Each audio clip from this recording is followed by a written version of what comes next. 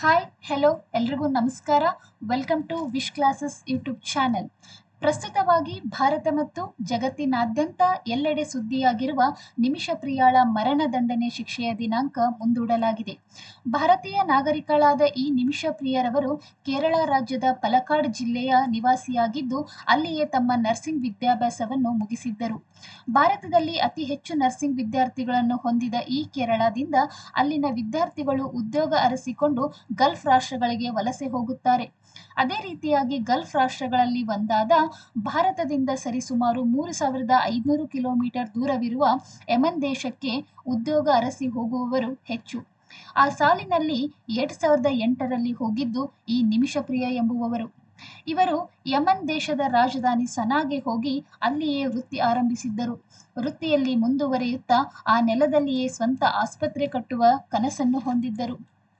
ಅದಾಗಲೇ ಅವರಿಗೆ ಕುಟುಂಬದಿಂದ ಮದುವೆಯ ಪ್ರಸ್ತಾಪ ಬಂದ ಕಾರಣ 2011ರಲ್ಲಿ ಕೇರಳಕ್ಕೆ ಮರಳಿ ಹೋಗಿ ಟಾಮಿ ಥಾಮಸರ ಜೊತೆ ವಿವಾಹವಾಗುತ್ತಾರೆ. ನಿಮಿಷರ ಪ್ರಿಯರ ಸಲಹೆ ಮೇರೆಗೆ ಅವರ ಪತಿಯೂ ಕೂಡ ಯೆಮನ್ನಲ್ಲಿಯೇ ವಾಸ ಮಾಡಲು ನಿರ್ಧರಿಸುತ್ತಾರೆ. 2012ರಲ್ಲಿ ಈ ದಂಪತಿಗಳಿಗೆ ಒಂದು ಹೆಣ್ಣು ಮಗು ಕೂಡ ಜನನವಾಗುತ್ತದೆ.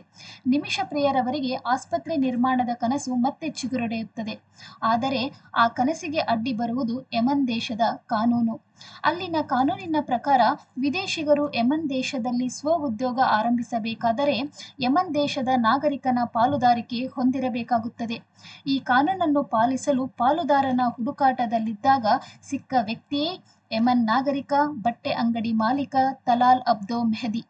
ಇವರ ಜೊತೆ ನಿಮಿಷ ಪ್ರಿಯ ವ್ಯವಹಾರದ ಒಪ್ಪಂದ ಮಾಡಿಕೊಂಡಳು.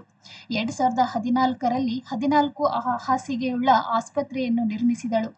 ನಿಮಿಷ ಪ್ರಿಯರ ದುರದೃಷ್ಟಕ್ಕೆ ಆ ಸಮಯದಲ್ಲಿ ಯೆಮನ್ ದೇಶದಲ್ಲಿ ನಾಯಕರಲ್ಲಿಯೇ ಕಲಹವಾಗಿ ಅಂತರ್ಯುದ್ಧ ಪ್ರಾರಂಭವಾಯಿತು. 2015ರಲ್ಲಿ ನಿಮಿಷರ ಪತಿ ಭಾರತಕ್ಕೆ ಮರಳಿ ಹೋಗುವ ಸಲಹೆಯನ್ನು ನೀಡಿದಾಗ ಆಸ್ಪತ್ರೆಯ ವ್ಯವಹಾರ ಮತ್ತು ಬೆಳವಣಿಗೆಯ ದೃಷ್ಟಿಯಿಂದ ಪತಿ ಮಗಳನ್ನು ಭಾರತಕ್ಕೆ ಕಳುಹಿಸಿಕೊಟ್ಟಳು. ಈ ಕಡೆ ಯೆಮನ್ನಲ್ಲಿ ಅಂತರ್ಯುದ್ಧದ ಪರಿಣಾಮ ದಿನದಿಂದ ದಿನಕ್ಕೆ ಹೆಚ್ಚಾಗಿ ವಿದೇಶಿಗರು ಅಲ್ಲಿ ವಾಸಿಸಲು ಕಷ್ಟವಾಗುತ್ತಿತ್ತು. ಅದೇ ಸಮಯದಲ್ಲಿ ವ್ಯವಹಾರದ ಪಾಲುದಾರನಾಗಿದ್ದ ಯೆಮನ್ ನಾಗರಿಕ ತಲಾಲ್ ವ್ಯವಹಾರದಲ್ಲಿ ಮೋಸ ಮಾಡಿ ನಿಮಿಷಾರಿಗೆ ದೈಹಿಕವಾಗಿ ಮತ್ತು ಮಾನಸಿಕವಾಗಿ ಹಿಂಸಿಸುತ್ತಾನೆ. ಸ್ಥಳೀಯರ ಹತ್ತಿರ ನಿಮಿಷ ಪ್ರಿಯ ತನ್ನ ಪತ್ನಿಯೆಂದು ಸುಳ್ಳು ಪ್ರಚಾರ ಮಾಡುತ್ತಾನೆ. ಇಷ್ಟೇ ಅಲ್ಲದೆ ಎಲ್ಲದರಿಂದ ಬೇಸತ್ತಿದ್ದ ನಿಮಿಷಾ ಭಾರತಕ್ಕೆ ಮರಳಬೇಕು ಎಂದು ತೀರ್ಮಾನಿಸಿದಾಗ ಈ ತಲಾಲ್ ಅವಳ ಪಾಸ್ಪೋರ್ಟನ್ನು ಕಿತ್ತುಕೊಳ್ಳುತ್ತಾನೆ. ಇನ್ನೊಬ್ಬ ನರ್ಸ್ನ ಸಲಹೆಯಿಂದಾಗಿ ತಲಾಲ್ಗೆ ನಿದ್ರಾ ಇಂಜೆಕ್ಷನ್ ಅಥವಾ ಅರವಳಿಕೆ ಮದ್ದು ನೀಡಿ ಪ್ರಜ್ಞೆ ತಪ್ಪಿಸಿ ಅವನ ಹತ್ತಿರ ಇರುವ ತನ್ನ ಪಾಸ್ಪೋರ್ಟ್ ತೆಗೆದುಕೊಂಡು ಕೇರಳಕ್ಕೆ ಹೋಗಬೇಕು ಎಂದು ಯೋಜಿಸಿದಳು. ಈ ಯೋಜನೆ ಪೂರ್ಣವಾಗುವ ಹೊತ್ತಿಗೆ ನಿಮಿಷ ಪ್ರಿಯ ದುರಾದೃಷ್ಟಕ್ಕೆ ಇಂಜೆಕ್ಷನ್ ಓವರ್ ಡೋಸ್ ಆಗಿ ತಲಾಲ್ ಮೃತಪಟ್ಟಿದ್ದ. ಯೆಮನ್ ಕಾನೂನಿನ ಪ್ರಕಾರ ಮತ್ತು ಆ ಸಮಯದಲ್ಲಿ ಉಗ್ರರ ದಾಳಿಯಿಂದ ಕಂಗಾಲಾಗಿದ್ದ ಆ ನೆಲದಲ್ಲಿ ತಲಾಲ್ನ ಶವವನ್ನು ಸಾಮಾನ್ಯ ಮಾರ್ಗದಲ್ಲಿ ಅಂತ್ಯ ಸಂಸ್ಕಾರ ಮಾಡುವುದು ಅಸಾಧ್ಯವಾಗಿತ್ತು. ಇದರಿಂದಾಗಿ ನಿಮಿಷ ಪ್ರಿಯ ಆ ಶವವನ್ನು ತುಂಡು ತುಂಡಾಗಿ ಕತ್ತರಿಸಿ ವಾಟರ್ ಟ್ಯಾಂಕಿಗೆ ಎಸೆದು ಬಿಟ್ಟಿದ್ದಳು. 2015 ಆಗಸ್ಟರಲ್ಲಿ ತನ್ನ ಪಾಸ್ಪೋರ್ಟ್ನೊಂದಿಗೆ ಭಾರತಕ್ಕೆ ಮರಳುವಾಗ ಯೆಮನ್ ಗಡಿಯಲ್ಲಿಯೇ ಯೆಮನ್ನ ಪೊಲೀಸರು ಅವಳನ್ನು ಬಂಧಿಸಿದರು. ಅವಳಿಗೆ ಜೈಲು ಶಿಕ್ಷೆಯಾಯಿತು. ಭಾರತವಿರಲಿ ಯೆಮನ್ವಿರಲಿ ಕಾನೂನಿನಿಂದ ತಪ್ಪಿಸಿಕೊಳ್ಳಲು ಯಾರಿಂದಲೂ ಸಾಧ್ಯವಾಗುವುದಿಲ್ಲ. 2018ರಲ್ಲಿ ಯೆಮನ್ನ ಕಾನೂನಿನ ಪ್ರಕಾರ ನಿಮಿಷ ಪ್ರಿಯಳಿಗೆ ಮರಣದಂಡನೆಯ ಶಿಕ್ಷೆಯನ್ನು ವಿಧಿಸಲಾಗುತ್ತು. 2023ರಲ್ಲಿ ಮರಣದ ದಿನಾಂಕದ ಘೋಷಣೆಯಾಗುತ್ತದೆ. ನಿಮಿಷ ಪ್ರಿಯ ಯೆಮನ್ನ ಅಧ್ಯಕ್ಷರಿಗೆ ಸಲ್ಲಿಸಿದ್ದ ಕ್ಷಮಾದಾನ ಅರ್ಜಿ ಕೂಡ ವಜಾವಾಗುತ್ತದೆ. ನಂತರ 2025 ಜುಲೈ 16ರಂದು ಮರಣದಂಡನೆ ದಿನಾಂಕದ ನಿಗದಿಯಾಗುತ್ತದೆ. 2025 ಜುಲೈ 16ರಂದು ಭಾರತೀಯ ನಾಗರಿಕಳು, ಭಾರತೀಯ ಮಹಿಳೆಯೊಬ್ಬಳು ವಿದೇಶದ ಕಾನೂನಿನ ಅಡಿಯಲ್ಲಿ ಮರಣದಂಡನೆಗೆ ಒಳಗಾಗುತ್ತಾಳೆ ಎನ್ನುವುದು ಭಾರತೀಯರಿಗೆ ನೋವಿನ ಸಂಗತಿಯಾಗಿರುತ್ತದೆ. ಕೇರಳದ ಸಿಎಂ